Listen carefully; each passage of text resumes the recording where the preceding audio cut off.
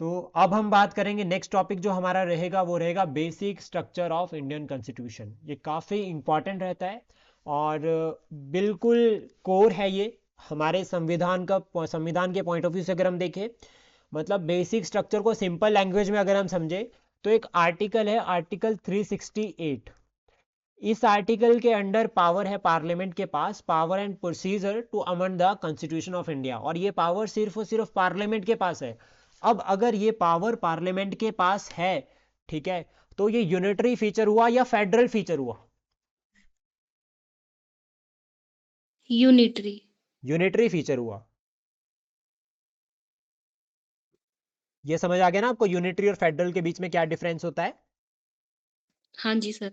अब जो basic structure का डॉक्ट्रीन है ये हमारे संविधान में ओरिजिनली नहीं मेंशन्ड है, ठीक है, याद रखना कि बेसिक स्ट्रक्चर का कोई जो डॉक्ट्राइन है हमारे संविधान में मेंशन नहीं है। ये जुडिशियल रिव्यू के थ्रू जो है वो, या जुडिशरी का जो वर्डिक्ट था उसमें से ये बन रखा है, propounded by the Indian judiciary, यानी कि सुप्रीम कोर्ट ने इसको प्रोपाउंड कर रखा है। एक फेमस केस हुआ था जिसको कहते हैं केशवानंदा भारती केस 1973। 24 अप्रैल 1973 ये केस था, और इस केस का वर्डिक्ट जो है वो डायरेक्टली लिंक करता है डॉक्ट्रिन ऑफ बेसिक स्ट्रक्चर।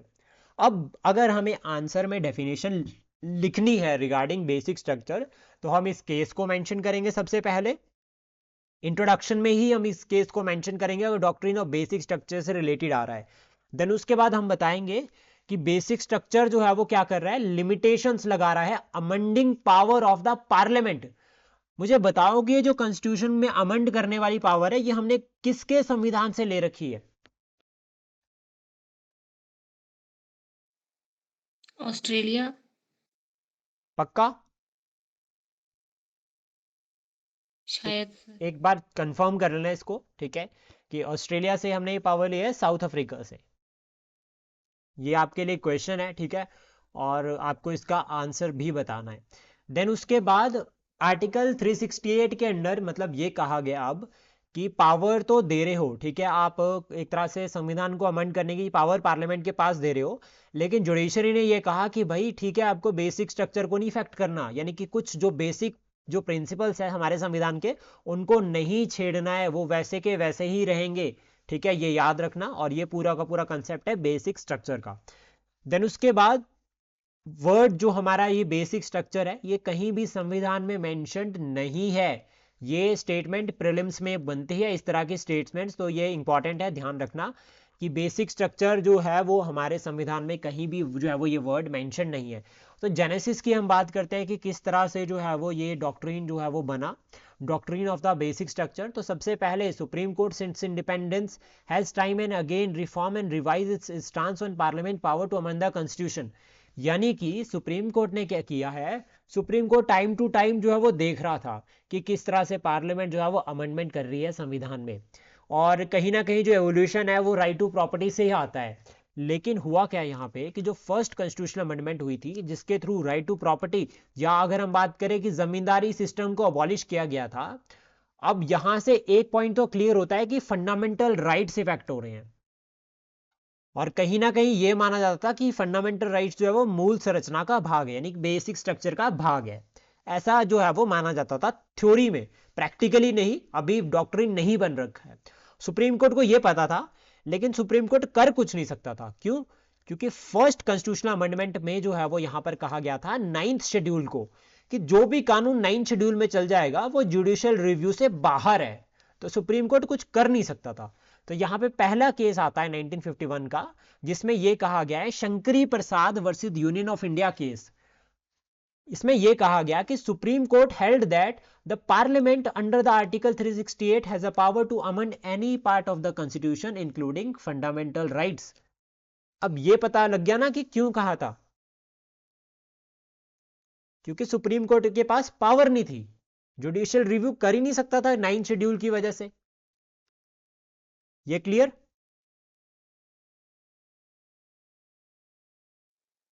हाँ जी सर। देन उसके बाद सेकंड केस हुआ 1965 में, Sajjan Singh versus state of Rajasthan case.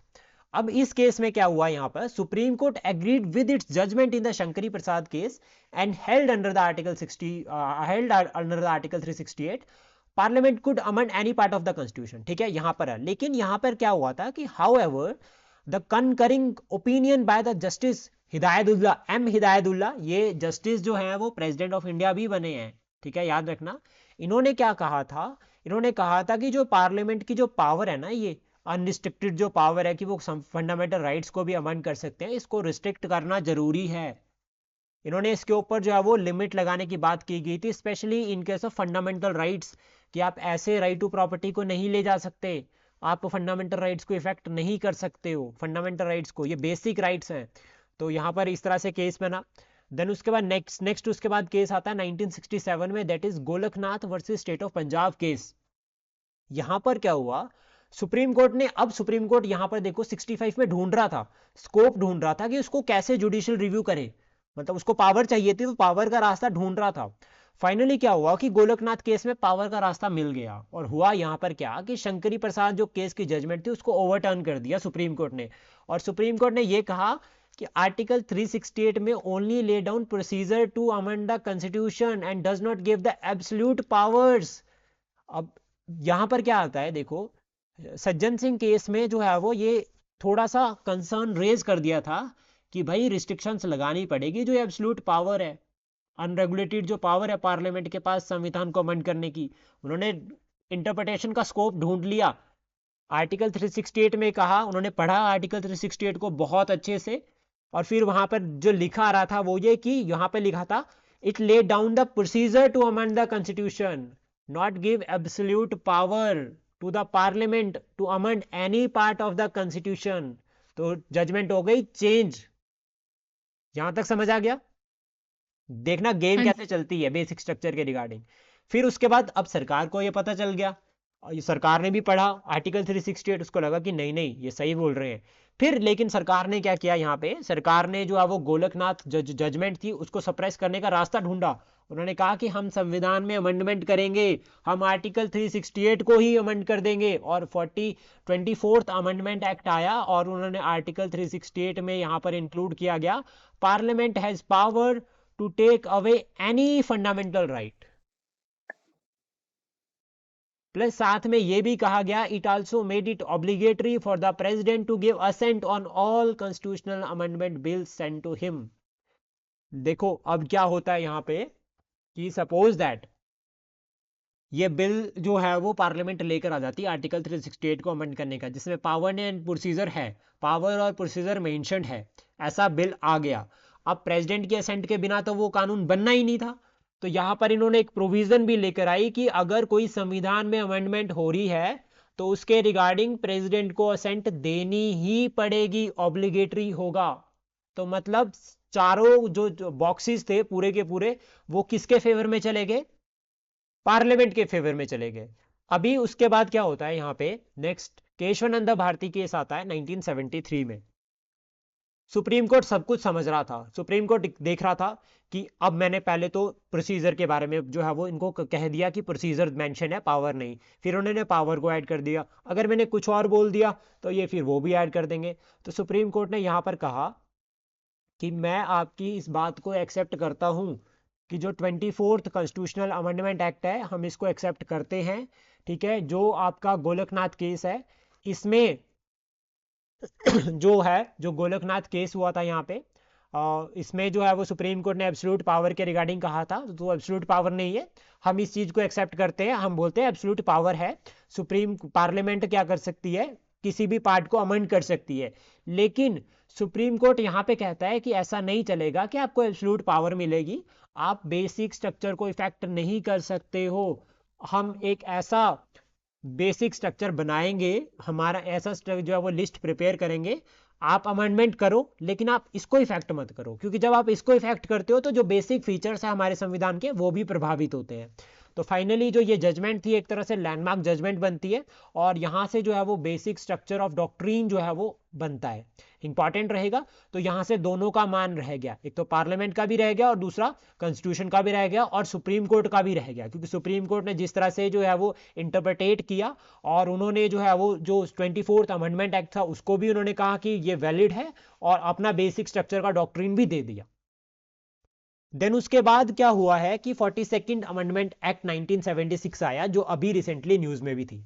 यहां पर क्या हुआ कि गवर्नमेंट ऑफ इंडिया ने जो है वो अमेंडमेंट लेकर आए, जिसको मिनी कॉन्स्टिट्यूशन कहा गया। इसमें डिक्लेयर किया गया कि no limitation to the constituent power of the parliament under the article 368। ये कोई लिमिटेशन नहीं है, ठीक है। लेकिन यहां पर कंसेप्ट आता है एक तरह से कि इसको मिनी कॉन्स्टिट्यूशन कहा गया। और नो पावर का मतलब क्या हो गया, नो लिमिटेशन का मतलब क्या हो गया कि यहां पे पार्लियामेंट जो है वो प्रेम्बल को भी अमेंड कर सकती है और फंडामेंटल राइट्स को भी, डीपीएसपी को भी। लेकिन वही है कि ओवरऑल जो है वो पार्लियामेंट ने क्या किया, बेसिक स्ट्रक्चर के डॉक्ट्राइन को ध्यान नहीं दिया। लेकिन सुप्रीम कोर्ट इस बात पे ध्यान दे रहा था कि 42nd अमेंडमेंट में क्या कहा है, 76 उन्होंने क्या किया। अभी नेक्स्ट क्या होता है यहाँ पे, इसके बाद है Minerva mill case versus Union of India 1980 case. अब यहां पे क्या होता है, in this case supreme court invalidated the provisions of the 42nd amendment act, जो कॉन्स्टिट्यूशनल अमेंडमेंट एक्ट हुई थी 42nd। एंड साथ में यहां पर क्या कहता है, rule that the parliament can not take away the power of judicial review as it part of a basic structure. अब क्या हुआ था कि 42nd अमेंडमेंट में नो लिमिटेशन का मतलब क्या हो गया कि जुडिशियल रिव्यू की पावर दोबारा से इनवैलिड हो गई। लेकिन फिर सुप्रीम कोर्ट ने यह कहा कि जो कॉन्स्टिट्यूशनल अमेंडमेंट एक्ट के थ्रू जो है वो जुडिशियल रिव्यू की पावर को नहीं लिया जा सकता, क्योंकि it is a part of basic structure. और ये बेसिक स्ट्रक्चर किसमें कहा था उन्होंने, केशवानंदा भारती केस। और केशवानंदा भारती केस को सरकार ने भी एक्सेप्ट किया था।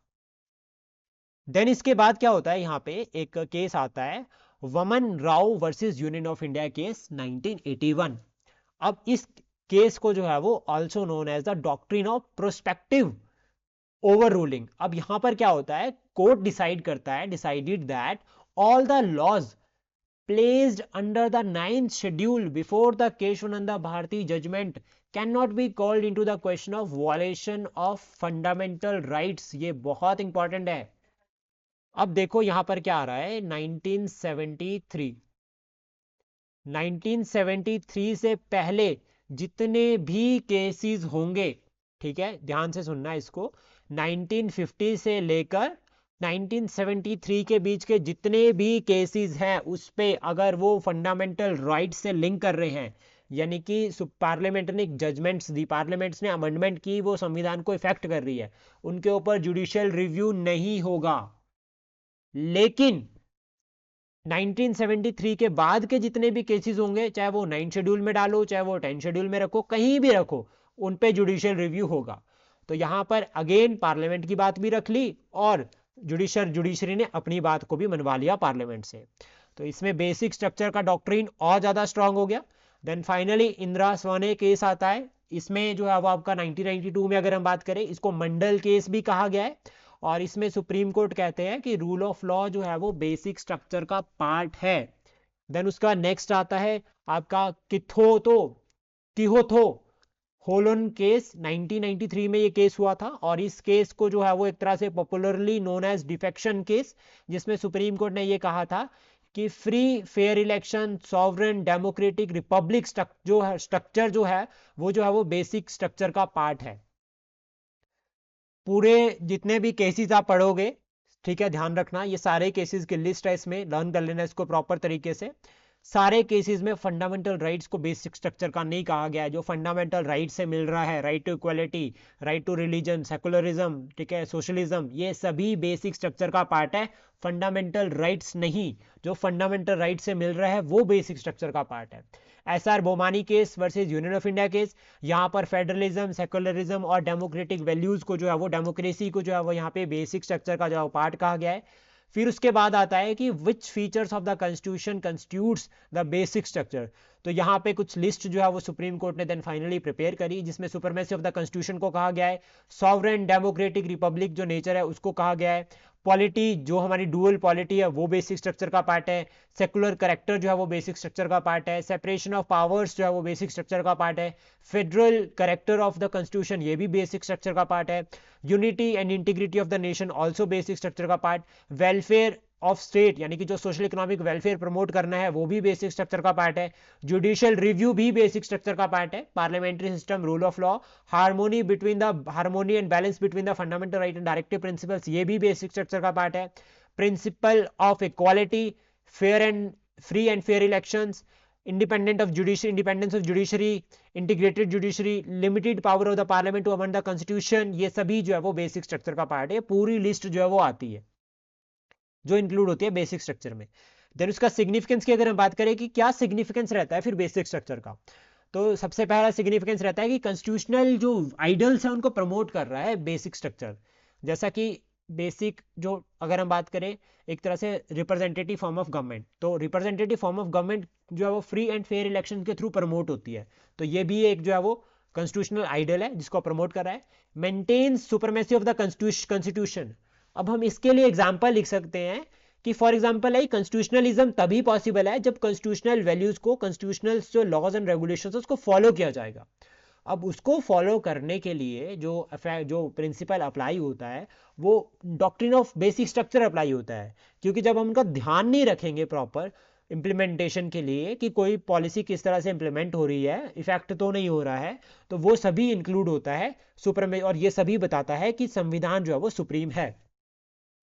सेपरेशन ऑफ पावर्स का जो कंसेप्ट है वो भी बेसिक स्ट्रक्चर में आता है और ये भी सिग्निफिकेंस रहता है, तो कहीं ना कहीं जो हमारा फेडरल विद यूनिटरी बायस जो फीचर है उसको ये प्रमोट करता है।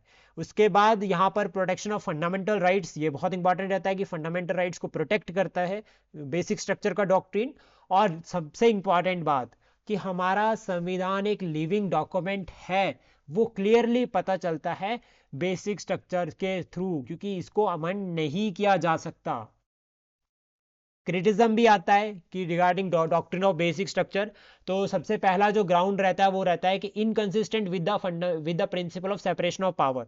Basic structure no doubt check and balances को प्रमोट करता है, लेकिन ये जुडिशरी को बहुत एक्सट्रीम पावर्स भी दे देता है और इसका जो है वो जुडिशियल ओवर रीच या फिर जुडिशियल एक्टिविज्म की फॉर्म में देखा जाता है फिर, तो ये इंपॉर्टेंट रहता है। सेकंड उसके बाद ये रहता है कि क्लियरनेस नहीं है, मतलब सुप्रीम कोर्ट वर्डिक्ट के बाद बोलेगा कि ये बेसिक स्ट्रक्चर का पार्ट है। लिस्ट बेशक सुप्रीम कोर्ट ने बना रखी है लेकिन उतनी एग्जैक्ट जो है वो क्लैरिटी नहीं है, ठीक है, ये पॉइंट रहता है। उसके बाद ये रहता है कि जुडिशरी को जो है वो बेसिक स्ट्रक्चर जो है वो third chamber of the parliament बना देता है एक तरह से, मतलब एक तरह से जो है वो आर्टिकल 142 जो सुप्रीम कोर्ट को ये कहता है कि आपको कंप्लीट जस्टिस को इंश्योर करना है, तो ये जुडिशियल ओवररीच को भी जो है वो फाइनली एक तरह से जो है वो प्रमोट करता है। तो ये हमारी पूरी क्लास थी रिगार्डिंग द बेसिक स्ट्रक्चर। कल जो है वो हम अमेंडमेंट फीचर को कवर करेंगे और साथ में fundamental rights plus DPSP. Overall जो है वो हम मेंस पॉइंट ऑफ व्यू से पढ़ेंगे फंडामेंटल राइट्स को, तो इन डेप्थ में जाएंगे फंडामेंटल राइट्स के रिगार्डिंग भी, जो उसको हम पूरा जो है वो कल डिस्कस करेंगे, ठीक है।